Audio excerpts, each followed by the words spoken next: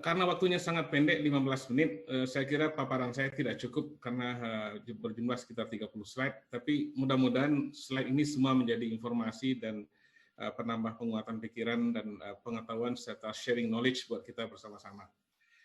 Saya intinya sederhana saja, bagaimana formatnya kolaborasi lembaga pendidikan dan industri, ini sebuah pemikiran pragmatis dan taktis saja. Jadi saya benar-benar belanja dari pemikiran dan pengalaman sebagai pemain di praktisi dan juga di asosiasi yang mungkin sangat kita jadikan sebagai rujukan untuk kita bisa bekerja sama dengan baik. Agendanya pendahuluan, kemudian industri logistik seperti apa, bagaimana ekspektasi kolaborasinya, dan kemudian kesimpulan yang bisa kita ambil. Saya lanjut, profil tadi sudah disampaikan oleh Ibu Moderator, Ibu Rahma, saya lewat saja. Kemudian, pertama saya masuk ke pendahuluan. Pertanyaan mendasar pokok yang harus kita jawab dan ingin saya share kepada kita bersama adalah apa ekspektasi industri logistik terhadap lembaga pendidikan sektor logistik. Yang kedua adalah terpenuhikah ekspektasi tersebut oleh perguruan tinggi, lembaga pelatihan, dan lembaga sertifikasi saat ini. Itu mungkin yang akan kita jawab di ujung presentasi ini. Nah, sebagai pendahuluan, saya ingin mengingatkan kita bersama secara singkat saja bahwa logistik itu adalah perjalanan yang sangat panjang, evolusi konsepnya sudah lama, mulai dari tahun 60-an sampai sekarang, mulai dari fragmentation, kemudian juga sampai ke value capture, ya, sampai akhirnya muncul supply chain. Jadi ini juga perlu disadari oleh kita bersama-sama. Yang kedua adalah kita melihat bahwa di balik pemahaman terhadap supply chain management, kita juga bisa membuat pemahaman dalam dua pendekatan. Satu adalah level individual. Di level individual itu kita sederhana saja, bagaimana sebuah segelas kopi itu sampai di meja kita. Begitu segelas kopi itu sampai di meja kita, kita telusuri panjang gitu ya, maka kita akan menemukan sebuah global chain of activities yang luar biasa. Ternyata bijinya dari Brazil, ternyata pemasaknya dari mana gitu ya. Jadi itu pemahaman dari substansial dari supply chain management yang juga perlu menjadi bagian dari esensi pemahaman konsep kita. Itu dari level individual. Kemudian dari level organisasi, kita juga melihat bagaimana kita bisa mendistribusikan atau mengirimkan sebuah barang mulai dari supplier sampai ke end users. Ya, itu yang dikerjakan oleh teman-teman atau kita semua di dunia praktis di supply chain dan logistik atau di industri. Kita bikin barang, tapi bikin saja tidak cukup. Kita juga harus tahu cara mengirim barang itu. Dan kita tahu cara mengirim barang itu juga bukan hanya sekedar tahu, tapi tahu cara yang paling efisien mengirim barang itu. Itu yang mungkin perlu menjadi pemahaman pokok kita sebagai pendahuluan dalam sharing ini, Bapak Ibu sekalian. Kemudian berikutnya, kalau kita amati dari flow of goods, ya proses dari barang, maka kita sebenarnya membicarakan hal yang bagaimana dia bergerak dari supplier sampai ke consumer atau ke consumers gitu. Nah, di dalam aktivitas perjalanan itu, maka begitu banyak logistik activities yang terlibat. Transport, warehouse, kemudian ekspor, impor, dan segala macam. Ya, jadi belum lagi segmen industrinya, ada otomotif, ada pharmaceutical, ada FMCG, dan sebagainya. Jadi luar biasa. Jadi tapi esensinya kita melihatnya dari sisi proses flow of goods seperti itu. Dan kalau kita bicara logistik, maka logistik itu ada integrated system yang intinya adalah bagaimana perpaduan sistemik itu kemudian melahirkan sebuah logistik cost yang baik dan melahirkan output yang excellence gitu ya untuk semua kita di dalam proses pengiriman barang. Baik, saya masuk ke dunia praktis. Dunia praktisnya mungkin ini analogi saja ya. Kalau kita memahami kurir dan logistik, itu buat saya analoginya adalah seperti kita nangkap ikan teri atau ikan cakalang di laut. Kalau ikan teri itu bukan sedikit, banyak sekali di laut itu. Ya, ikan cakalang juga begitu. Tapi kalau segmentasi kita adalah kurir service, maka kita harus sadar bahwa cara nangkap ikan teri itu tidak sama dengan nangkap cakalang. lautnya juga palungnya entah macam-macam di mana-mana. Jadi perlu ada satu pemahaman yang substansial terhadap kita kalau mau melayani dan menangkap bisnis kurir itu. Jadi saya mau mengatakan bahwa mungkin pancingnya tidak sama, mungkin perahunya tidak sama, kapalnya tidak sama, cara bawanya juga tidak sama. Itu yang penting. Tapi semua berada di laut lepas yang namanya logistik. Jadi oleh karena itu kami di industri biasanya akan menentukan secara signifikan dan tepat kita mau bermain di kedua-duanya kah, di salah satunya kah, atau bagaimana gitu. Yang pasti adalah dunia logistik terlalu luas untuk diurus oleh 1-2 perusahaan. Karena itu kita lihat, saksikan di domestik kita bagaimana pemain-pemain kurir yang besar pun masih tetap memiliki memiliki eksistensi yang tidak mendominasi market, karena industri logistik itu sangat fragmented gitu. Tidak ada market leadernya. Siapapun yang menguasai bisnis logistik paling hanya menguasai sekitar 12-13%. Sisanya adalah begitu banyak yang lain. Begitu juga di industri bulk logistik atau ikan cakalang kalau atau analogi yang mau saya pakai. Itu kira-kira untuk di pendahuluan ya. Nah, sekarang kebutuhan industri logistik itu seperti apa? Bapak Ibu sekalian, konsepsi dasarnya adalah kami di industri itu melakukan proses-proses manufacturing dan services. Kita ingin mentransfer sumber daya itu menjadi sebuah produk, menjadi sebuah services.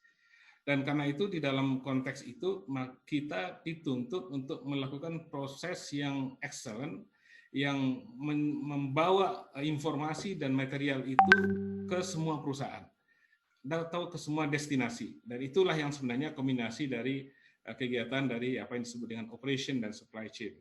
Kemudian kalau kita bicara tentang bagaimana kita membangun bersaing di dalam era supply chain seperti sekarang, sederhana saja jawabannya adalah bagaimana kita menciptakan adding customer value di satu sisi, di sisi lain adalah bagaimana kita menyusun cost reduction dan expanding margin di satu sisi. Dalam bahasa sehari-hari saya mau mengatakan bahwa customer itu hari ini butuhnya bagus dan murah, Bapak Ibu sekalian. Jadi oleh karena itu kita mungkin punya teknologi, kita mungkin punya infrastruktur, kita mungkin punya facility, kita punya segala macam, tapi itu tidak mendatangkan adding customer value, Bapak kalah dalam bertarung. Atau punya kemampuan menciptakan customer value, tapi cost-nya tinggi, itu juga kalah kita dalam bertarung. Karena itu setiap hari kita di industri itu berhadapan dengan bagaimana cara menciptakan value added, tetapi dengan cost yang murah, dengan reduction cost. Saya kebetulan karena pernah di Pos Indonesia dan pernah di beberapa tempat perusahaan lain yang kira-kira mengkombinasikan antara bagaimana kurir logistik dan heavy logistik itu mengalami hal yang demikian. Jadi kompetisi kita akan ada di situ. Karena itu kita butuh orang-orang yang mensupport ke arah value proposition seperti ini. Karena itu maka di dalam kegiatan logistik kita tetap membutuhkan kombinasi antara tacit knowledge dan explicit. Apa yang dimaksud dengan tacit? Pengalaman bertahun-tahun, pengalaman kita menjadi pemain besar, pemain yang sudah malang melintang di suatu industri, itu sangat penting. Tetapi ternyata dalam perjalanannya tidak cukup itu. Anda butuh explicit knowledge. Zaman saya di PT Pos Indonesia kita tidak mengenal e-commerce. Tapi hari ini justru domainnya di e-commerce. Kalau e-commerce-nya dikerjakan masih dalam cara tacit knowledge zaman dulu, Anda akan ketinggalan. Jadi mesti membangun explicit knowledge, membangun cara-cara baru, bisnis baru, supaya kita bisa melakukan satu transformasi yang lebih baik, terarah dan cepat. Gitu. Karena dunia hari ini begitu dynamic, gitu ya, begitu dinamikanya begitu sangat tinggi, sehingga kalau kita misalnya tidak melakukan adaptasi terhadap situasi yang ada, maka kita akan ketinggalan. Dan celakanya adalah, bukan celakanya, utamanya adalah justru adaptasi itu ada di tangan-tangan people. Jadi people yang butuh kompetensi dan sebagainya itu harus terus dibangun, dan karena itu kami di industri atau karena saya juga kebetulan di Kadin juga, jadi teman-teman kita di perusahaan-perusahaan itu saya tahu bahwa bagi perusahaan-perusahaan yang menomorsatukan kompetensi dan keahlian di bidang tertentu terhadap karyawannya, maka mereka berpikir never ending training. Di dalam situasi slowdown ekonomi seperti ini, justru mereka memanfaatkan untuk mengimprove dan meningkatkan kompetensi sumber daya, bukan malah mengurangi biaya training dan sebagainya. Jadi sangat terbalik. Jadi oleh karena itu yang mungkin yang menjadi challenge kita. Oke, saya lanjut. Karena itu shifting paradigma dalam distribusi dan logistik itu adalah bagaimana kita memiliki knowledge supaya tadi Pak Erwin mengatakan supaya kita bisa berkolaborasi dengan baik. Kolaborasi itu nature-nya juga di dalam supply chain management. Tidak mungkin satu perusahaan supply chain maupun logistik bisa membangun apapun tanpa dia bekerjasama dengan orang lain. Sebesar apapun perusahaan itu pasti butuh perusahaan lain, pasti butuh partnership. Ya. Masalahnya sekarang adalah bagaimana membangun partnership itu yang baik. Tidak hanya sebagai transaksional motif gitu ya. Saya butuh truk, saya sewa punya truk, kemudian bayar, selesai. Enggak hanya itu. Itu sangat transaksional dan itu levelnya sangat rendah sehingga kemudian kita tidak menemukan satu ekspektasi yang besar untuk masa depan dalam kolaborasi itu. Dan dalam kekinian kita, maka long term platform dalam bisnis logistik itu kita akhirnya akan menuju bagaimana cara membangun sebuah logistik and supply chain dalam sebuah integrated value added services. Jadi mulai dari supplier sampai ke customer. Ini cerita satu slide ini saja bisa mungkin lama kalau kita dalami satu-satu. Tapi poinnya adalah bahwa kita perlu punya platform dalam bisnis logistik. Ya. Jadi dari semua yang sudah saya jelaskan itu kemudian akhirnya kita perlu menjawab beberapa tantangan berikut. Tantangan pertama adalah generalis versus spesialis. Kita ini mau main di generalis atau spesialis. Kita menganggap kadang konteksnya adalah kadang sebuah perusahaan logistik itu merasa bisa segala hal. Ya. Jadi padahal sebenarnya mereka spesialis, tapi spesialis juga tidak juga expert gitu ya, tidak juga ahli gitu. Jadi spesialis tapi biasa-biasa gitu. Jadi kalau sudah begitu kita susah untuk bertarung. Oleh karena itu maka perlu pengkayaan pengetahuan, pengkayaan sharing knowledge dan improvement dalam capability untuk menjelaskan dan menata apakah kita ini pemain generalis atau spesialis. Maksud saya generalis adalah kita perusahaan logistik dan kita mengklaim sebagai logistik service providers, tapi kita hanya sebenarnya mengerjakan transport saja. Kita sebenarnya hanya mengerjakan warehouse saja, atau kita mengerjakan hanya kurir saja, tapi tidak pernah masuk di bulk gitu ya. Jadi itu yang penting. Yang kedua adalah segmented, fragmented dan punya keahlian khusus. Saya hari ini memimpin PT Dewata Freight International, TBK. Salah satu bisnis yang saya jalankan adalah project logistik.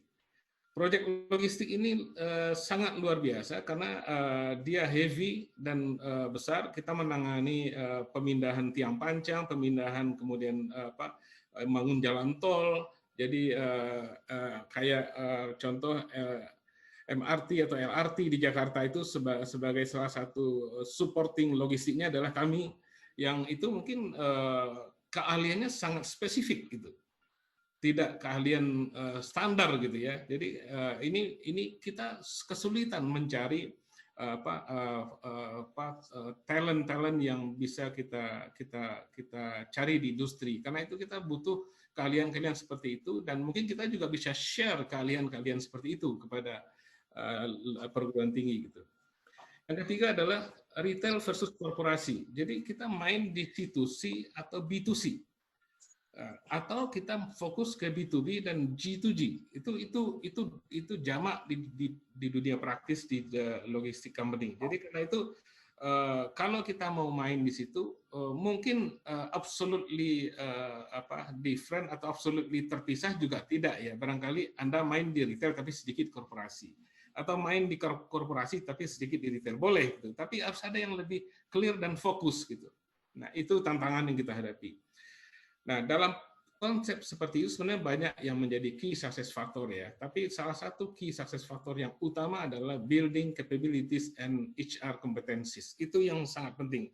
Jadi kita perlu membangun orang walaupun kita tidak harus selalu mendapatkan talent terbaik yang sudah jadi di lapangan, tapi kita juga perlu membentuk training khusus di bidang itu untuk mengembangkan people kita. Jadi oleh karena itu maka sekecil apapun, sebidang apapun, kita tetap perlu merumuskan sebuah proses-proses training.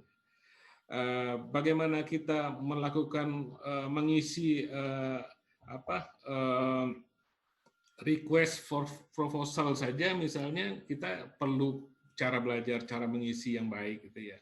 Itu kalau di training, misalnya training need analysis itu perlu dikembangkan berdasarkan pada kebutuhan-kebutuhan praktis seperti itu. Ya, kemudian pasti tantangan yang berikutnya adalah collaboration and partnership, karena itu sebuah keharusan, jadi keniscayaan gitu. Nggak ada satu perusahaan pun sehebat-hebatnya tanpa kolaborasi dengan yang lain. Tapi tidak jarang juga bahwa kolaborasi itu dan partnership itu justru malah terjadi kontraproduktif karena salah pilih partners gitu. Itu juga penting ya. Partners yang kita pilih jangan hanya partners yang justru malah memanfaatkan kita, bukan win-win, bukan seimbang gitu. Jadi kita harus bisa bikin partnership dan kolaborasi itu yang seimbang, Pak.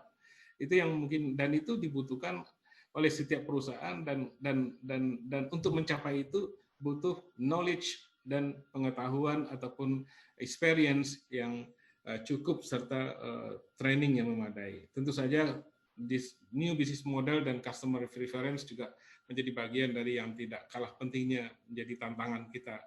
Nah, di dunia industri logistik, saya kira mungkin banyak yang lain, tapi yang paling utama kita hadapi hari ini adalah 1, 2, 3, 4, 5, 6 hal ini.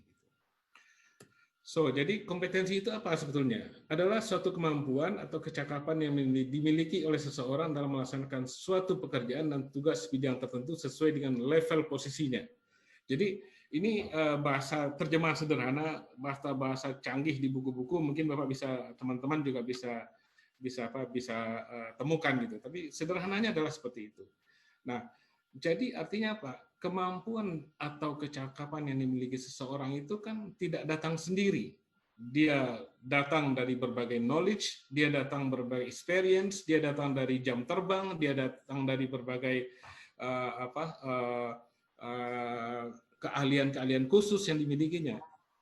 Dan yang tidak kalah pentingnya hari ini adalah bahwa dunia logistik itu, seperti tadi disampaikan Pak Erwin, dunia logistik itu membutuhkan standarisasi, dan memang global standar gitu Bapak Ibu sekalian. Jadi kalau kita mau jadi pemain yang sungguh-sungguh sempurna di bidang logistik itu, kita betul-betul harus memahami standarisasi itu. Itu yang penting menjadi patokan kita. Mau kita main di kurir, mau kita di heavy logistik, ataupun kita bermain di segmen-segmen tertentu secara spesifik di bidang logistik, maka standarisasi menjadi sangat penting.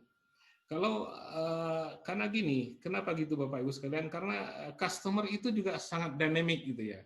Jadi saya harus mengatakan bahwa apa yang customer itu kemarin puas, hari ini belum tentu dia puas, atau customer yang hari ini dia bangga gitu ya, besok belum tentu dia bangga lagi gitu. Kenapa? Karena kalau itu dinamiknya kebutuhan customer, dan kemudian akan menjurus kepada modifikasi dari standarisasi yang kita bangun.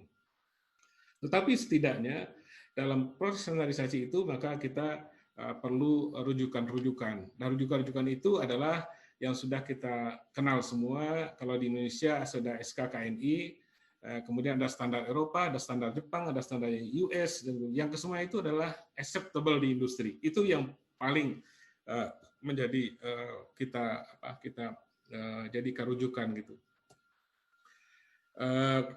Kalau kami mengambil contoh, saya sebagai Direktur Utama Sembada Pratama, bagaimana kita mendapatkan sertifikasi dari European Logistics Association gitu ya, di mana dalam proses sertifikasi itu yang merupakan sebuah reputable certification untuk Eropa dan juga tentu saja untuk dunia, bagaimana kita membangun semacam kompetensi melalui berbagai level kompetensi, terutama baik di tingkat supervisor, tingkat senior manager maupun juga tingkat senior pejabat tinggi gitu ya. Jadi karena itu kebetulan ALI, Asosiasi Logistik Indonesia, ditunjuk menjadi National Certification Center di Indonesia oleh European Logistics Association. Bapak Ibu, saya mungkin sedikit aja cerita bahwa kami merintis menjadi National Certification Center ELA di Indonesia itu sejak tahun 2013 gitu. Tapi kita baru meluluskan dan boleh mengikuti sertifikasi itu baru tahun ini. Jadi dan kita terjun langsung dan saya ikut juga ujian di dalam sertifikasi ini dan itulah kemudian yang membuat kita punya sertifikasi ELA dan hari ini baru ada 7 orang yang memiliki gelar S-Log di Indonesia sebagai bagian dari Certification Center di European Logistics Association. Oke, lalu kemudian saya masih punya waktu ya Bu Rama ya? 1 menit lagi kayaknya Pak. Baik. Silakan Pak. Baik, ekspektasi kolaborasi kira-kira apa ya? Pertanyaan pentingnya adalah bagaimana pendidikan mengambil posisi melihat logistik sebagai sektor industri yang unik. Logistik dengan tantangan sangat variatif terkait pembentukan skill dan kompetensi. Dan masyarakat Indonesia sendiri yang juga masih belum terlalu mapan tanda kutip dalam memahami peran logistik. Nah, ini adalah arah kolaborasi kita sebenarnya. Kita berusaha untuk menciptakan talent pool di dalam dunia logistik yang kita berharap bisa kemudian bersama-sama ya, berkolaborasi dengan industri dan perguruan tinggi untuk bisa membentuk semacam pemahaman yang benar dan komprehensif terhadap logistik itu sendiri. Jadi dalam bahasa praktis saya mau mengatakan sekarang ini orang punya sepeda motor 2, kemudian bikin warung, bikin kantor, kemudian bikin papan nama di depannya PT Anu Logistik. Tapi di sisi lain juga ada perusahaan besar sekali juga mengaku logistik. Ada yang di warehouse juga mengaku perusahaan logistik. Ada yang di transport mengaku perusahaan logistik.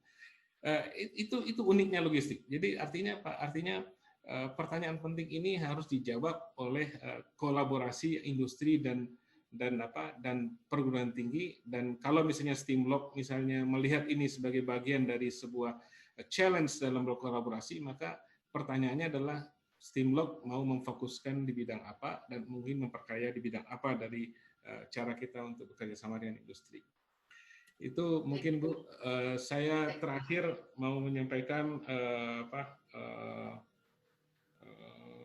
ya saya lanjut SKK ini tadi Pak Senator sudah, dan mungkin saya terakhir ini Bu Rahma, jadi dari Sembada Pratama kita punya program Certified Logistic Improvement Professional yang sudah 23 batch kita jalankan, dan ini saat ini bisa dijalankan secara virtual. Kemudian juga ada Certified Supply Chain Logistic Professional sudah 15 batch, dan kemudian juga European Logistics Association yang baru mulai 1 batch gitu ya. Itu mungkin bisa kita samakan lebih lanjut. Dan terakhir mungkin ini hanya daftar kerja sama saja, kita didukung oleh beberapa lembaga sertifikasi internasional, juga sudah bekerjasama dengan banyak perguruan tinggi di Indonesia, dan juga tentu saja dengan beberapa perusahaan-perusahaan yang lain.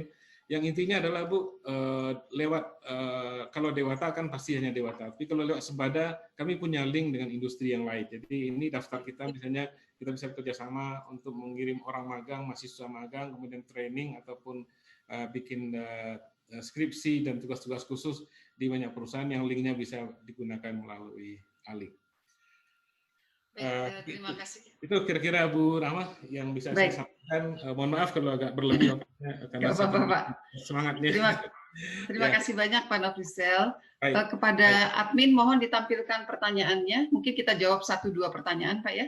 Siap, baik. Baik. Jadi sambil tadi ditampilkan, tadi Pak Nofrisel sudah menyampaikan tentang tantangan untuk bisnis logistik saat ini, cutting cost, adding value, value proposition, dunianya memang berubah, kolaborasi menjadi sesuatu yang diharuskan, partnership harus baik, platformnya ada, dan terutama memang untuk mencapai siap pakai itu tahapannya panjang, sehingga ada kebutuhan training khusus, dan terutama tadi tentang kebutuhan standarisasi. Ya, silakan nih Pak, ada beberapa pertanyaan. Yang pertama, mohon agak dinaikkan ke atas tadi ya. Ke atas, ke atas. Yang pertama mungkin mempertanyakan tentang bahwa Indonesia adalah kepulauan, Pak. Oke. Amerika, Cina mampu mengorganisir sedangkan Indonesia dengan 17.000 pulau, problem biayanya memang pasti jadi besar. Bagaimana tanggapan Bapak mengenai problem tersebut? Silakan Pak Nov. Baik. Pak Muhammad Kal ya, Sirgar. Betul sekali bahwa kadang-kadang geografis itu cukup berpengaruh pada setiap masing-masing negara gitu ya. Dengan Amerika dan Cina yang merupakan adalah lebih banyak memiliki pulau, lebih banyak memiliki darat gitu ya, dan mereka hanya tidak punya hinterland sama sekali yang lain gitu. Sementara Indonesia adalah negara kepulauan yang luar biasa, pasti implikasinya juga ada gitu. Sungguh pun demikian, justru karena itu uniknya kita. Jadi artinya apa? Artinya yang kita perlu bangun itu adalah bagaimana kita menciptakan intermodal transportation system. Jadi connectivity antara satu moda transportasi dengan moda transportasi yang lain itu harus kita bangun secara bersama-sama. Saya melihat secara teknis sebenarnya pemerintah sudah berusaha keras dalam 10 tahun terakhir untuk membangun konektivitas, infrastruktur, dan sebagainya gitu. Kalau saya mengambil contoh misalnya terakhir ini kita membangun National Logistic Ecosystem yang dikembangkan oleh pemerintah melalui Direktorat Jenderal Bea dan Cukai gitu ya. Itu salah satu ukuran-ukuran yang harus kita bangun. Cuma kita harus objektif untuk mengakui bahwa sebenarnya persoalannya bukan hanya di situ, tapi kembali ke topik kita hari ini. Sebenarnya persoalan kita adalah bahwa behavior kita, perilaku kita, dan cara pandang kita itu belum seragam. Jadi kalau saya ambil contoh di NLE, National Logistic Ecosystem, itu kan platform terbuka. Siapapun bisa masuk ke situ, yang dari warehouse operator, yang dari transport, yang dari depo kontainer, dari macam-macam gitu bisa masuk di situ untuk menampung semua informasi terkait dengan dukungan terhadap eksekusi bidang logistik itu. Tapi yang mau mendaftar di situ juga ragu-ragu gitu, karena apa? Mereka selalu karena behaviornya adalah soal trust dan distrust gitu ya. Kalau saya masuk di situ, jangan nanti customer saya diambil, ya jangan nanti rahasia perusahaan saya kebongkar dan ada gitu-gitu. Jadi ini yang mungkin terjadi. Jadi memang saya pikir dalam hal konteks seperti ini, mungkin Amerika dan Cina sudah lebih maju gitu ya dalam konteks behavior, kompetensi, karena itu yang harus kita bangun juga secara paralel, Pak. Infrastruktur akhirnya menjadi tidak produktif ketika kemudian how to use the infrastructure itu kita tidak gunakan secara maksimal, dan itu butuh kompetensi orang. Itu Bu mungkin yang terkait dengan pertanyaan itu. Jadi ini banyak sekali ya mana yang harus dijawab lagi. Mungkin karena waktu Pak Nofrisel ya, ini juga kepada para peserta, mohon maaf kalau pertanyaan tidak bisa dijawab langsung, tapi kami sedang cari cara bagaimana supaya Pak Narsum dapat membalas, menjawab, merespon pertanyaannya. Nah, karena memang waktu, kami terima kasih atas paparan dan jawaban Pak Nofrisel. Mari kita